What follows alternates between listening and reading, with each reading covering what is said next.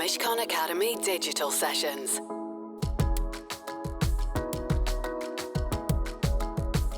Very warm welcome to this Mishcon Academy digital session. I'm Annabelle Thomas. I'm a partner in the Fraud Defence and Business Disputes team, and I'm absolutely delighted to welcome you all to the first event in our Dishonesty Uncovered series. As I'm sure you are all aware, the impact on the global economy of fraud is very significant. Cyber fraud in particular is on the rise. And today, our focus is on the role of cognitive bias in spotting deception, for which I'll hand over to my colleague, Adam Lorimer, to introduce the topic. Thank you very much, Annabelle.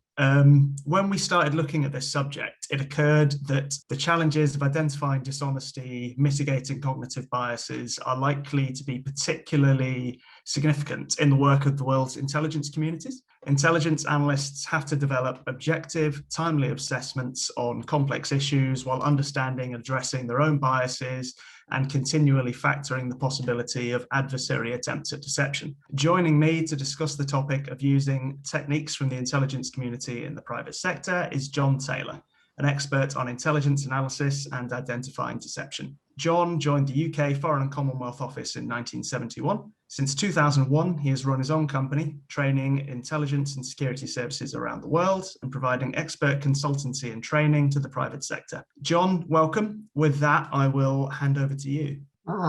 Adam, thank you very much. So my background is very much in the intelligence world, public sector. I think actually the subject matter of analysis, these subjects like cognitive bias, whether you're in the public or the private sector, makes very little difference. So these are the sorts of headlines that people were talking about. You know, there are failures all over the criminal investigative world. And people often use this thing about bias. Why is it that we get it wrong? I ask you, as you look at this quote and you say, oh yes, that's other people.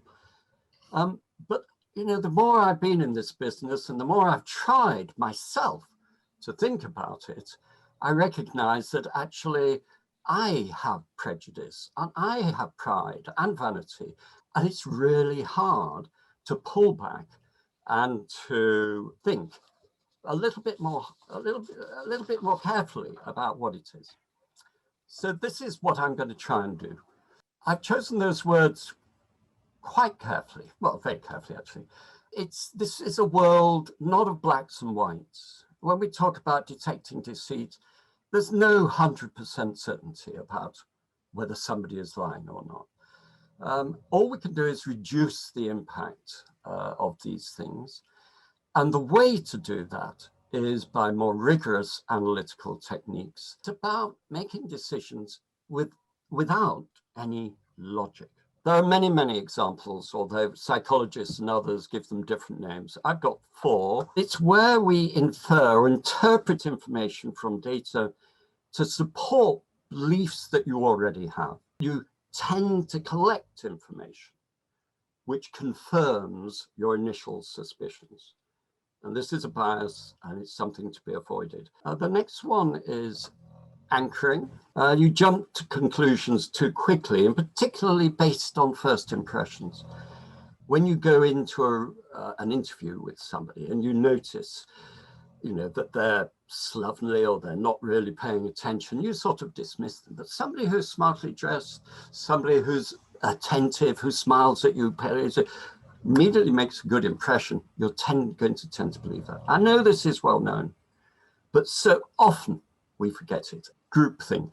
Everybody else is thinking this is how it's going to be. There was an experiment done in a hotel, and there used to be notices in the bathroom which says, please, if you can, use your towels a second time. We want to save the environment, it saves costs, it helps us keep the price down of the hotel. Makes not a scrap of difference. The one that works best is the one that says 78% of our customers reuse their towels. And then the final one that I want to talk about is overconfidence. And that is that we have too much faith in our own knowledge or opinions. And we tend to act on hunches. I remember when I was when we used to go to recruitment and recruit people into the office. And there was a colleague of mine who was senior to me, and he was always chairman, and he'd say to me, John, what's your gut feeling? What's your gut instinct about this woman, this man? And in the early days, before I'd been on all my various HR courses, I would give my gut feeling. But it's very dangerous. Now, I don't personally dismiss gut feeling, but what I do say is I want you to be able to define why you feel like this, and they have to have evidence. How do we resist it? A strategy for the team, and this is, yes, for individuals in the team, but particularly for the line managers. The line managers have to encourage dissent. They must make it clear that they welcome people who disagree. And then strategy for the individual.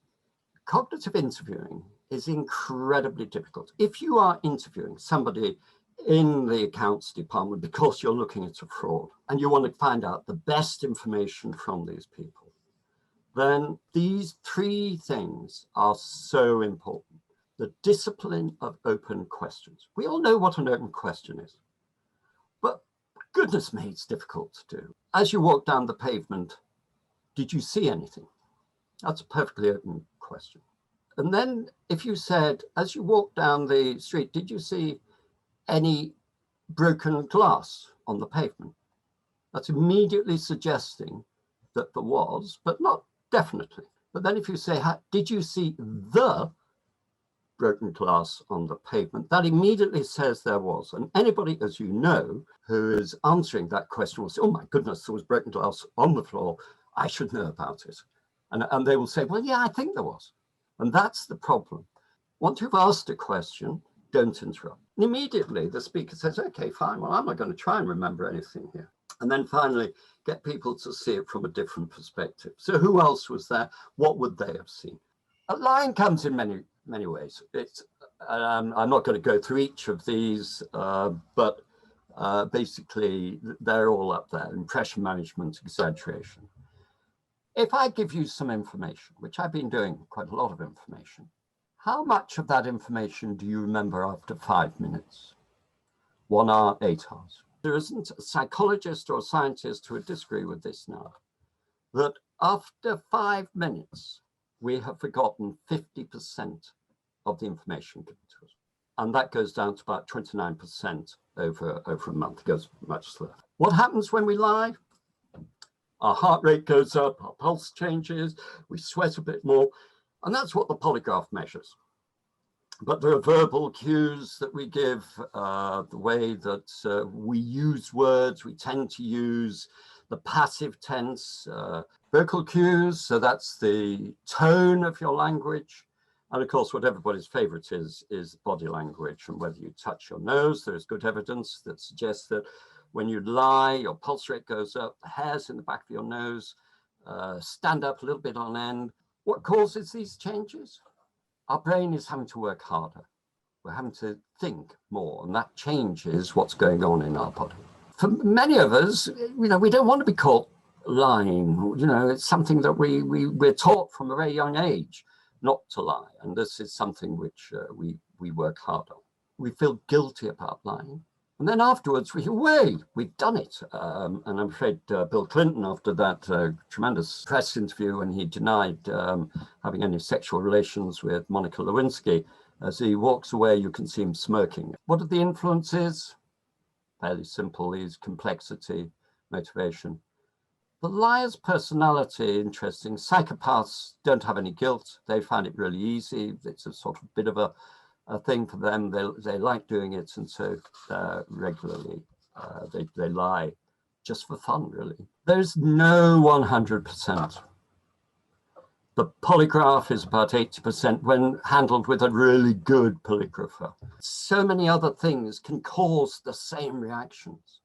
Anything from bad memories, so you're recalling something that happened and it's associated with some terribly bad thing that happened in a person's life, nothing to do with whether they're telling the truth or not.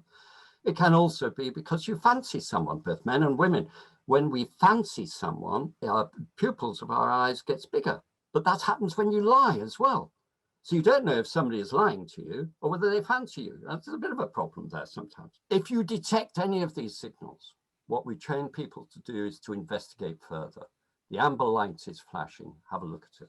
So I'm just going to show you here. This is, we took some videos with an actor actress and a policeman, and this is to establish the baseline.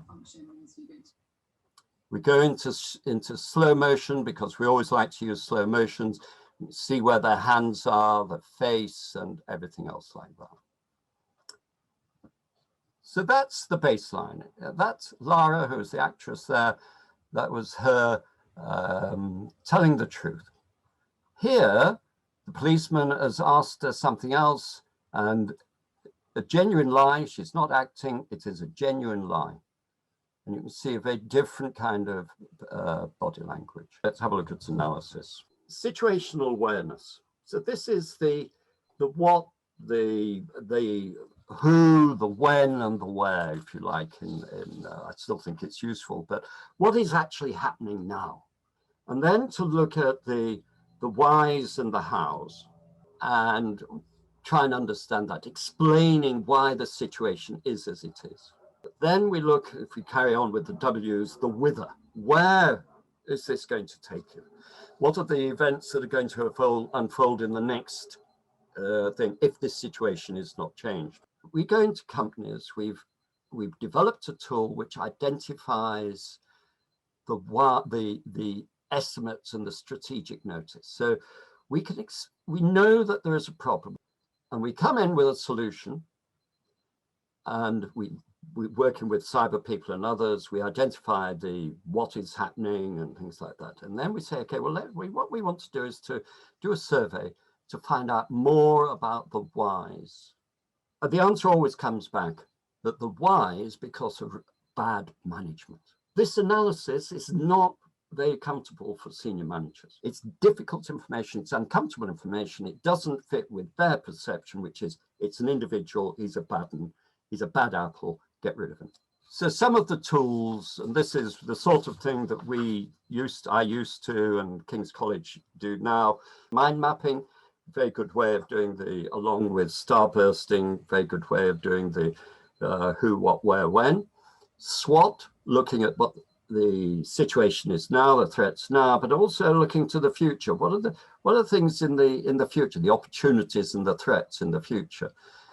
So quite good. Timeline, pattern analysis, you can see the sort of thing at the bottom, really important when you're doing an investigation about what's happening there. Red teaming, as I said before, this is where you come up with ideas, people deliberately in there to come up with different points of view, so you get a full picture. And of course, link charts, which will be familiar to you, I'm sure. So to conclude, bias is a real thing. It's much more prevalent. Deception, detecting deceit. Well, you can get an amber light, you can get warnings, but it is also very, very difficult. The answer is that your analysis has to be free of assumptions or bad assumptions, free of that kind of bias, and looking at some of these tools. There are many more than the ones I put up there. And analysis is a core skill. So I'll just end by saying thank you. A couple of books. Wait until September and you'll be able to buy the one on the left there, and willing and very happy to take any questions. Thank you very much, John. As an investigator and analyst, I've been trained in quite a lot of the stuff that you were talking about before, but still consistently find it difficult to remember to do it. Is there perhaps one thing that the audience and everyone listening can kind of take away as a sensible thing to do to kind of hold yourself back and reset a little bit the way that you're thinking? I think you have to sit back and think about, whether you've got all the right information. Now, the danger is that you want more information, and that's wrong.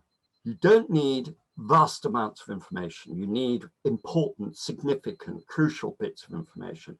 The rest of it becomes distracting. So when interviewing and trying to assess whether someone you're speaking with is lying, what ways or techniques or methods would you use to account for potentially neurodivergent behaviors, such as someone who has autism but not a formal diagnosis? For that kind of thing, it's going to take longer, because what you have to do is establish the baseline behavior, whatever the circumstances, whether somebody's very extrovert, somebody very introvert, somebody who looks scruffy, somebody who's neurotic, somebody who's bipolar, whatever it is.